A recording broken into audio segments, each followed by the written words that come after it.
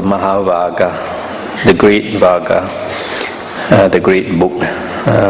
It is called the Great Book because out of the 5 books of the Samyutta Nikaya, it is the biggest. And it consists of 1,197 suttas in this translation by Venerable Bhikkhu Bodhi, and nearly 1,200 suttas here in this 5th book. And unlike some of the other books, this one has 8 chapters out of the total of 12, which are quite sizable. Unlike some of the previous books, you only have 1 sizable chapter, but here you have 8 sizable chapters out of the 12. And in the Buddha's teachings, there are a set of 7 things said to be training factors that are the core of the Buddha's teachings dealing with meditation. And all these 7 sets are to be found here. Later commentarial books call them the 37 Bojjhanga-samyutta, the 37 requisites of enlightenment. And what are these? This book starts with the Samyutta number 45, the first chapter. So Samyutta number 45 consists of the Noble Eightfold Path. And then chapter 46 concerns the 7 Bojjhangas, factors of enlightenment. And then 47 is about the Satipatana, the 4 Satipatana in 10 states of recollection. 48 is the 5 faculties, Pancha Indriyani. And then 49 is the 4 right efforts, Samappadana. 50 is the 5 powers, Bala. 51 is the 4 bases of psychic power, Iddhipada. So all these are found here. And like some of the other books, these are all important topics.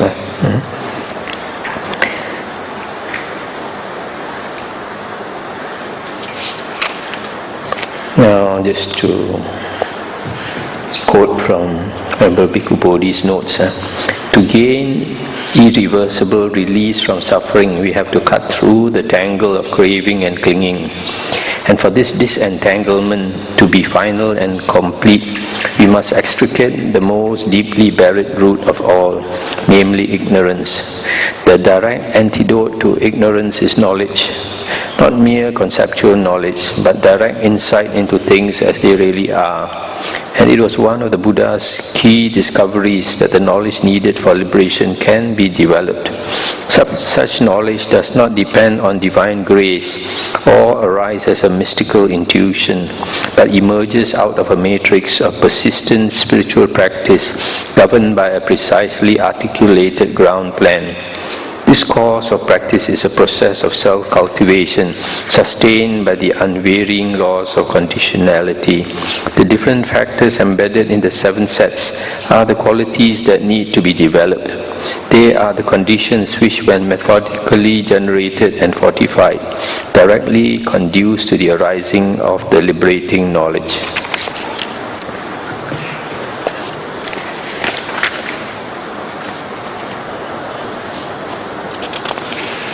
These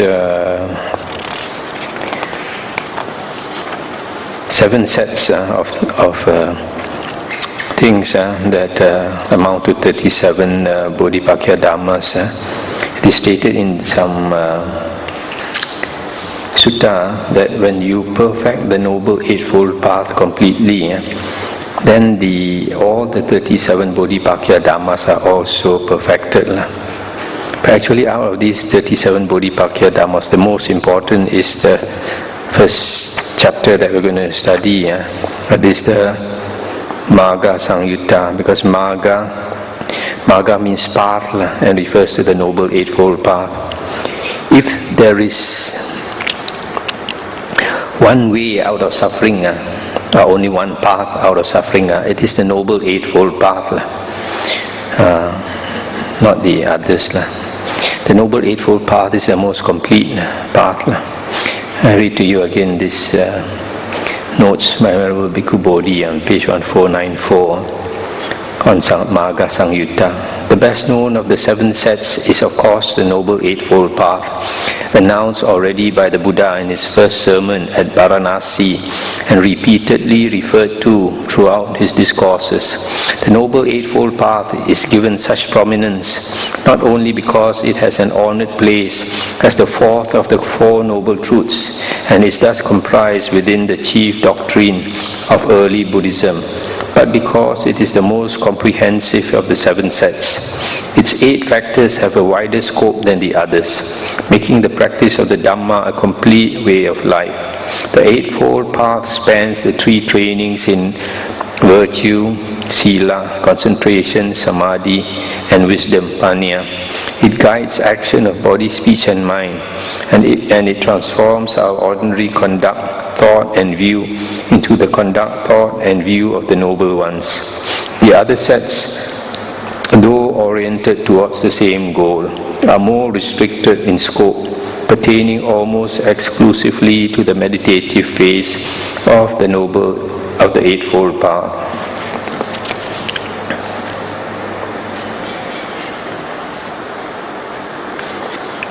On page 1495. On gaining faith in the Buddha in its role as the Tathagata, the supreme guide to deliverance, the disciple must first arrive at a clear conceptual understanding of the teaching, particularly with respect to the principle of karma and its fruit, and the 4 Noble Truths.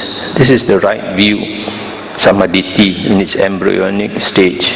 Right view alters the disciple's motives and purposes, steering him or her away from sensuality, ill will and cruelty towards renunciation, benevolence and compassion. This is right thoughts, samma sankappa. Guided by right thoughts, the disciple undertakes the 3 ethical factors of the path: right speech, right action, and right livelihood. Standing on this foundation of virtue, the disciple trains the mind by diligently and energetically developing the 4 intense states of recollection, Satipatana. That is, right effort applied to the practice of right recollection. When the effort bears fruit, the disciple enters and dwells in the 4 jhanas. This is right concentration, samma samadhi. And this first chapter of the book, Magga-samyutta, comprises 180 suttas. Okay, now we'll go into the Magga-samyutta on page 1523. Is the 45th chapter of the Samyutta Nikaya. The first sutta I'll read, 45.1. Thus have I heard. On one occasion, the Blessed One was dwelling at Savatthi in Jeta's Grove, Anathapindika's park. There, the Blessed One addressed the monks thus: "Monks, noble sir," those monks replied. The Blessed One said, "Monks, ignorance is the forerunner in the entry upon unwholesome states, with shamelessness and fearlessness of wrongdoing following along. For an unwise person immersed in ignorance, wrong view springs up. For one of wrong view, wrong thoughts spring up. For one of wrong thoughts, wrong speech springs up. For one of wrong speech, wrong action springs up. For one of wrong action, wrong livelihood springs up. For one of wrong livelihood, wrong effort springs up. For one of wrong effort, wrong recollection springs up. For one of wrong recollection, wrong concentration springs up. Monks, True knowledge is the forerunner in the entry upon wholesome states, with the sense of shame and fear of wrongdoing following along. Stop here for a moment. This sense of shame and fear of wrongdoing is called hiri ottappa. For a wise person who has arrived at true knowledge, right view springs up.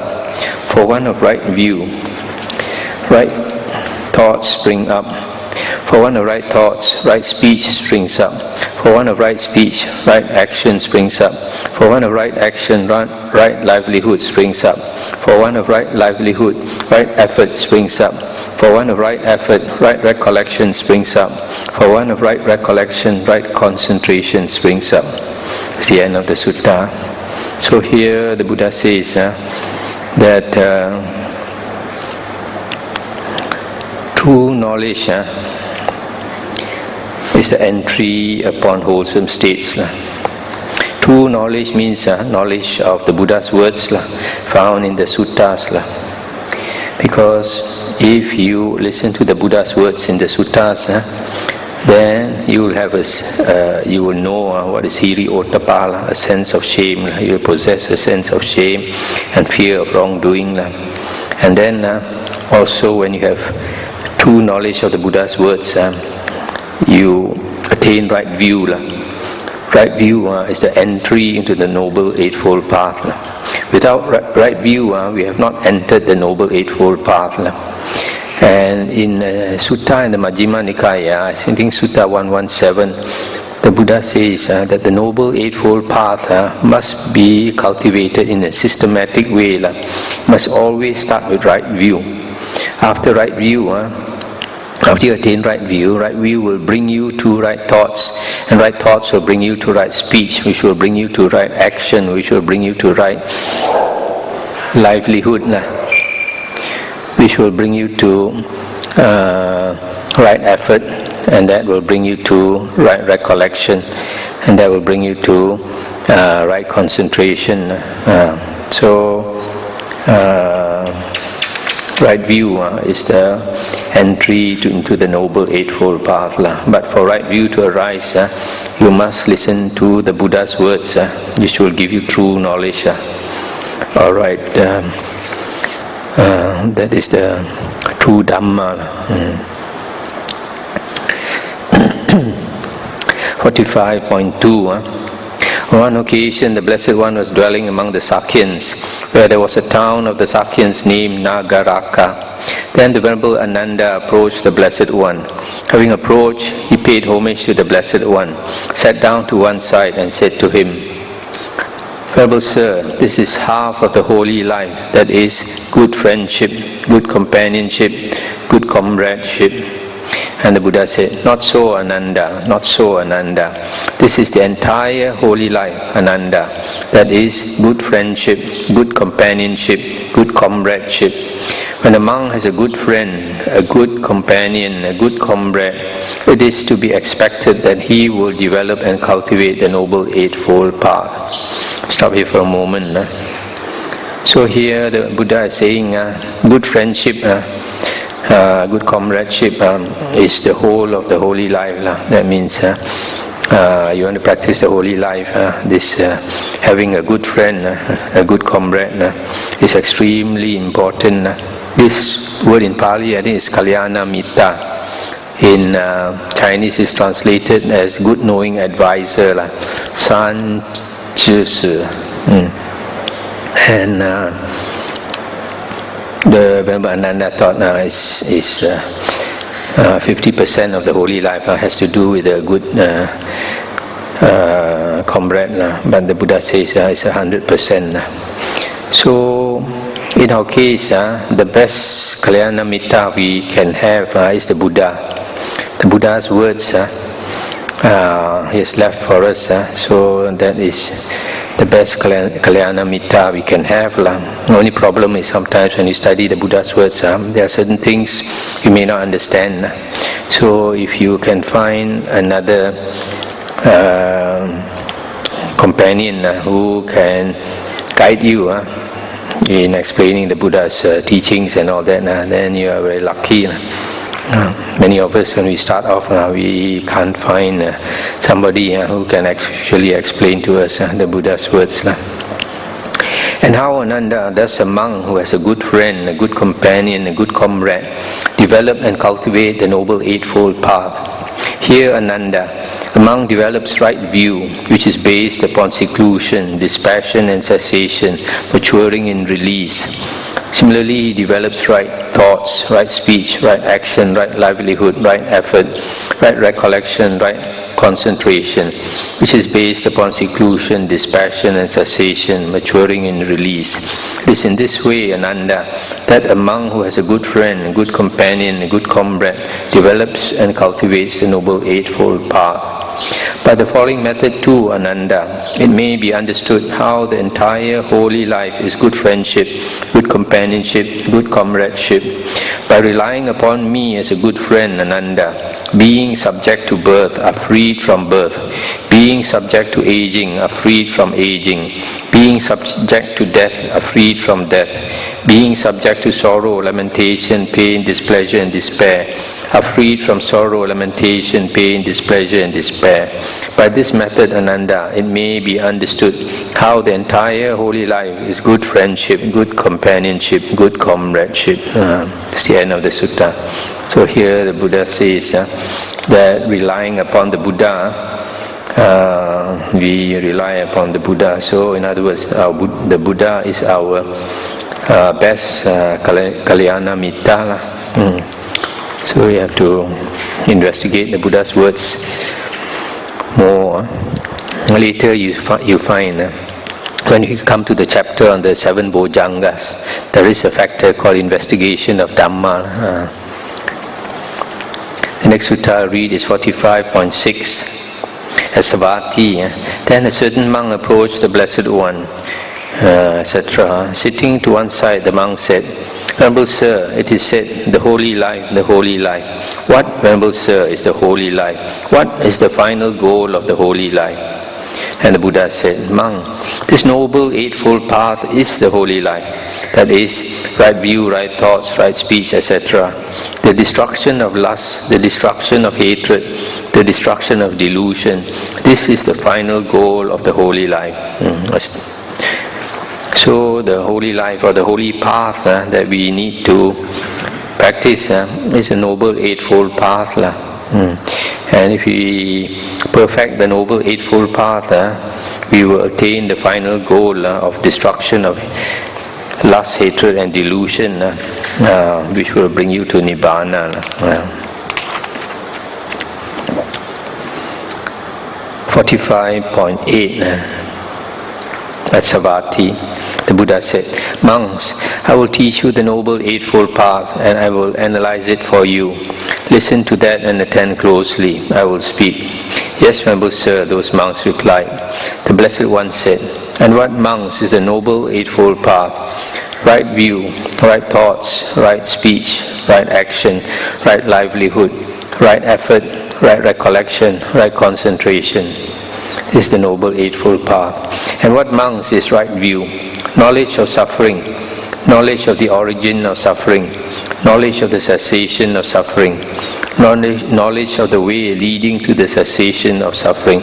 This is called right view. In other words, knowledge of the Four Noble Truths is right view. And what, monks, is right thoughts? Thoughts of renunciation, thoughts of non-ill will, thoughts of harmlessness. This is called right thoughts. And what, monks, is right speech? Abstinence from false speech, abstinence from malicious speech, abstinence from harsh speech, abstinence from idle chatter. This is called right speech. And what, monks, is right action? Abstinence from destruction of life, abstinence from taking what is not given, abstinence from sexual misconduct. This is called right action. And what, monks, is right livelihood? Here a noble disciple, having abandoned a wrong mode of livelihood, earns his living by a right livelihood. This is called right livelihood. Basically, right livelihood is earning a livelihood without harming others. And what monks is right effort? Here monks, a monk generates desire for the non-arising of unarisen, evil, unwholesome states. He makes an effort, arouses energy, applies his mind and strives. He generates desire for the abandoning of arisen, evil, unwholesome states. He generates desire for the arising of unarisen, wholesome states. He generates desire for the maintenance of arisen, wholesome states, for their non-decay, increase, expansion, and fulfillment by development. He makes an effort, arouses energy, applies his mind and strives. This is called right effort. And what monks is right recollection? Here monks, a monk dwells contemplating the body in the body, ardent, mindful,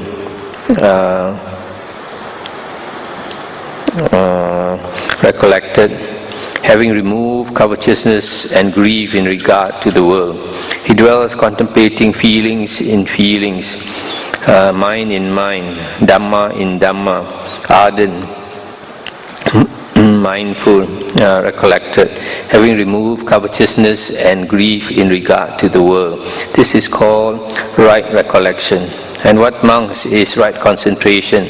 Here monks, secluded from sensual pleasures, secluded from unwholesome states. A monk enters and dwells in the first jhana, which is accompanied by thought directed and sustained, with delight and happiness born of seclusion, with the subsiding of thought directed and sustained.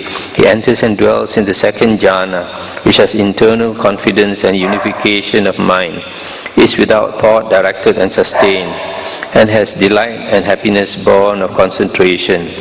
With the fading away as well of delight, he dwells equanimous and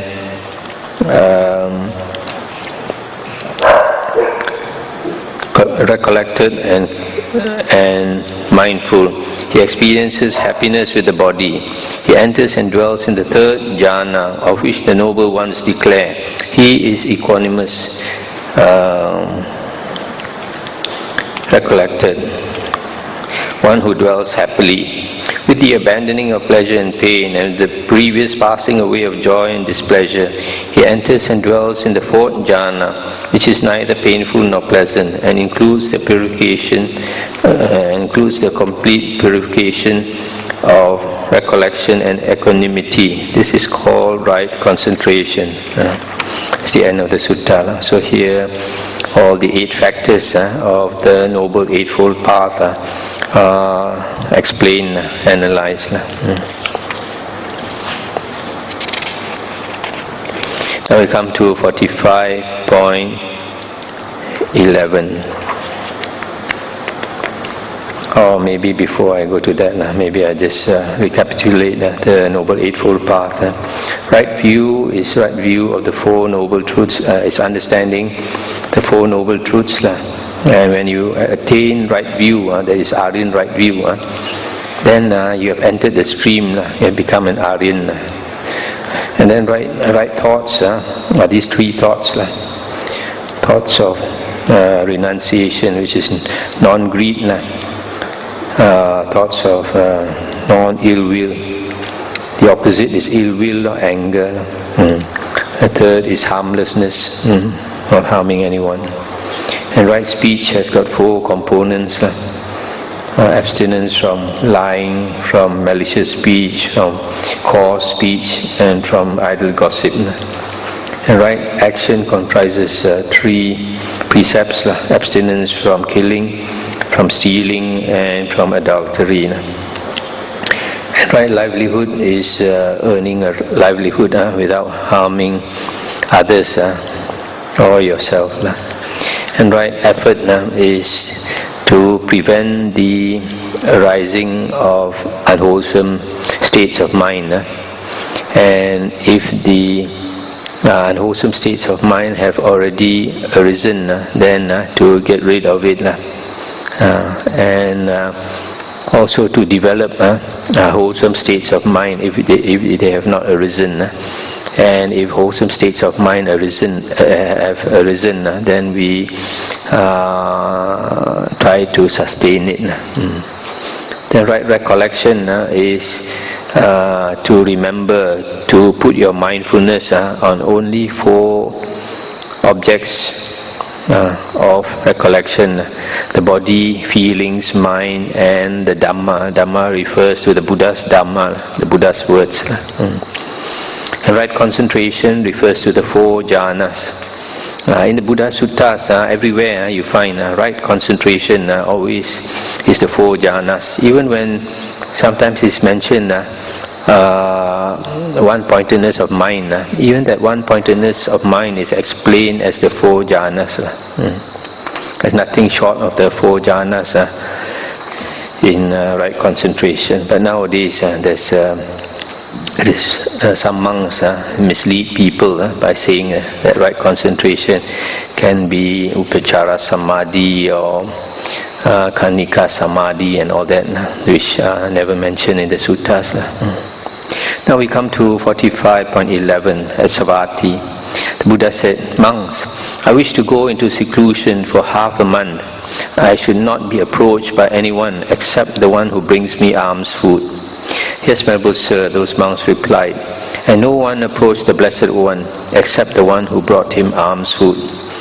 Then when that half month had passed, the Blessed One emerged from seclusion and addressed the monks thus: "Monks, I have been dwelling in part of the abode in which I dwelt just after I became enlightened. I have understood thus: there is feeling with wrong view as condition, also feeling with right view as condition. There is feeling with wrong thoughts and right thoughts, feeling with wrong speech, right speech, etc.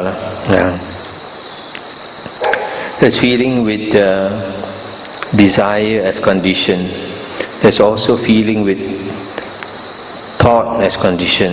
There's also feeling with perception as condition." Let's stop here for a moment. This last part, feeling with desire as condition, are the greed states, normal states of greed. Feeling with thought as condition probably refers to the first jhana, and feeling with perception as condition refers to the second jhana upwards to the base of nothingness. When desire has not subsided, and thought has not subsided, and perception has not subsided, there is feeling with that as condition. When desire has subsided, and thoughts have not subsided, and perceptions have not subsided, there is also feeling with that as condition. When desire has subsided, and thoughts have subsided, and perceptions have not subsided, there is also feeling with that as condition. When desire has subsided, and thought has subsided, and perception has subsided, there is also feeling with that as condition. There is effort for the attainment of the as yet unattained. When that stage has been reached, there is also feeling with that as condition. That's the end of the sutta. So I read this sutta mainly to let you see that sometimes the Buddha and his monks, they'll go into seclusion for a period of time where they don't want to meet anyone. And this is good practice. We stay in the monastery, like during this Vasa, if any one of you want to go into a retreat for 1 or 2 weeks, then you can arrange and can stay. And then, if possible, I don't know whether you have a place for you to stay alone. Then you can have somebody bring you food. You have the time, so probably I try to do that.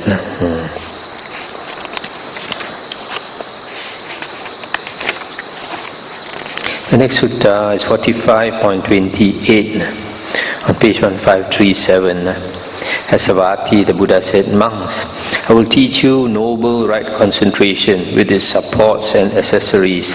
Listen to that." And what, monks, is noble or Aryan right concentration with its supports and its accessories?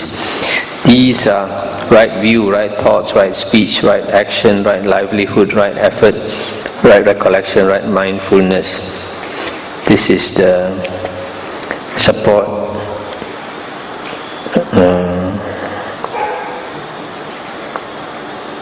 up to right mindfulness, up to right recollection.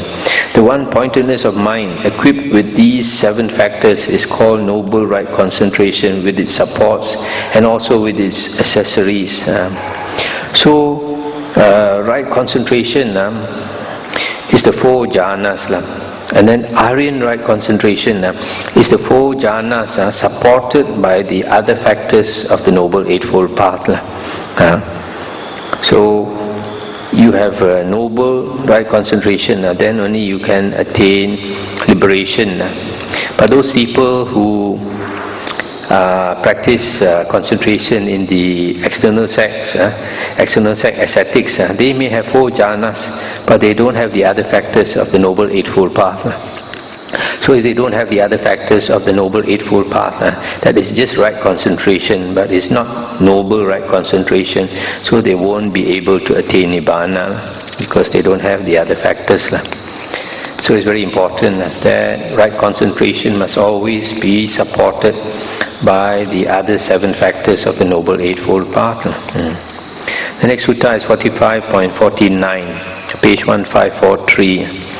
At Savatthi, the Buddha said, "Monks, this is the forerunner and precursor of the rising sun, that is the dawn.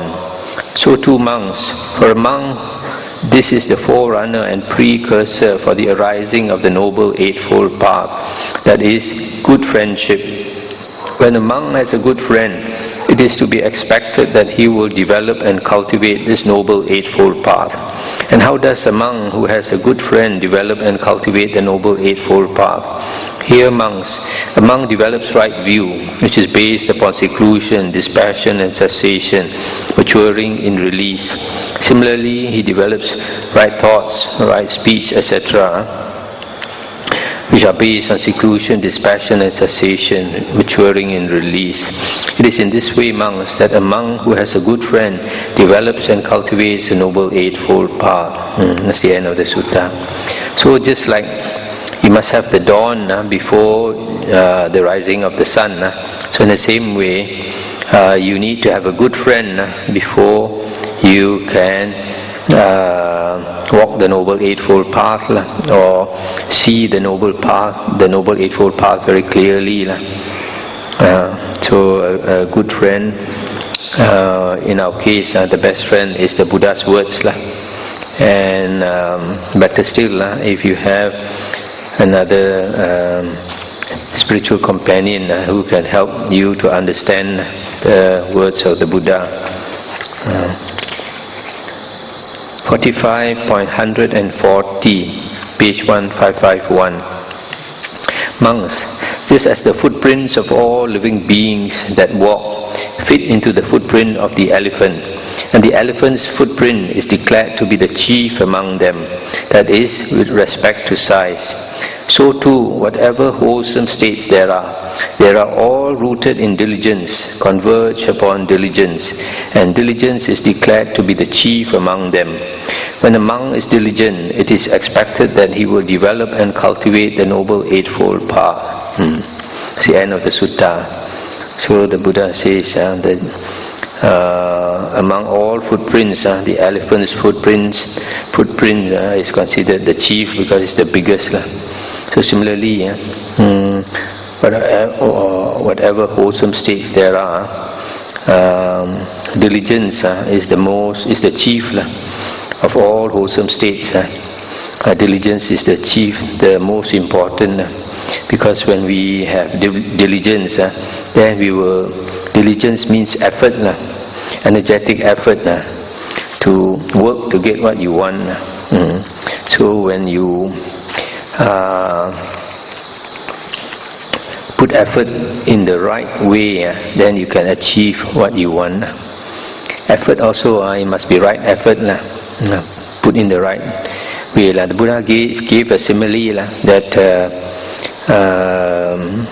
practicing the right way is extremely important. The Buddha said, somebody heard that you can get oil by crushing sesame seeds.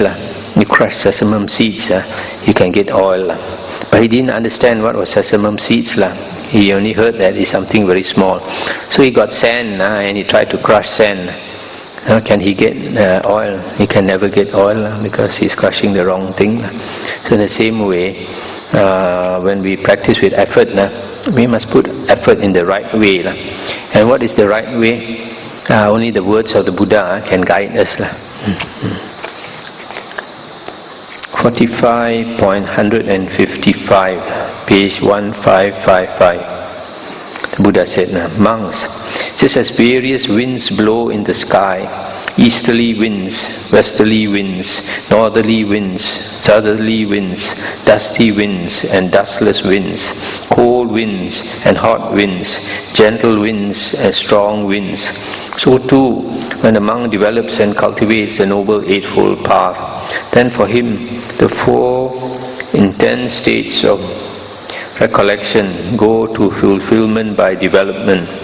The 4 right efforts go to fulfillment by development.